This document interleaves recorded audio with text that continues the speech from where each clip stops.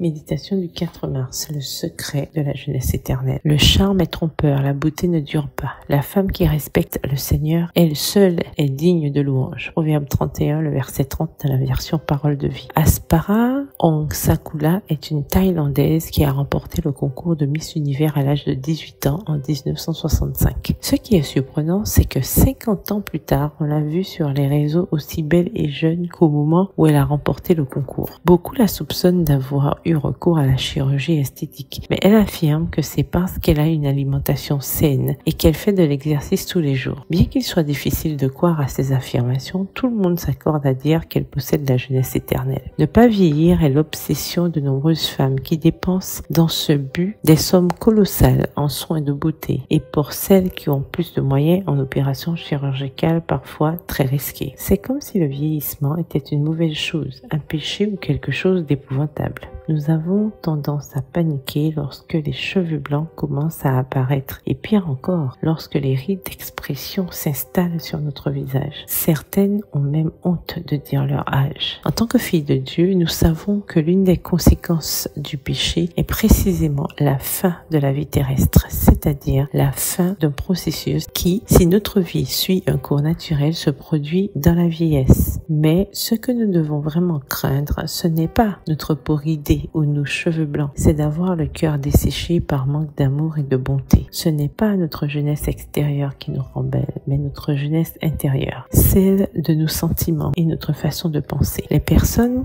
constamment en colère, égoïstes, dépourvues de reconnaissance et qui ne pratiquent ni la bonté ni le pardon, se nuisent à elles-mêmes et vieillissent plus vite. Comme l'affirme Enrique Chaij, lorsqu'une personne cultive des sentiments nobles, elle a de bonnes chances de prolonger la jeunesse de son âme. Si nous apprenons à être optimistes, gentilles et indulgentes, nous générerons un courant vital qui apportera la beauté à notre corps et à notre esprit. Chers amis, la bonne nouvelle est qu'il n'y a aucune raison de craindre les changements que notre corps subit avec le temps. Le secret de la jeunesse éternelle consiste à reproduire les qualités de Jésus et à honorer le Seigneur. C'est ainsi que nous garderons un esprit vigoureux en attendant le moment où nous serons transformés et où nos corps deviendront incorruptibles. PS, heureuse de ma beauté intérieure. Bonne journée et que l'Éternel vous bénisse.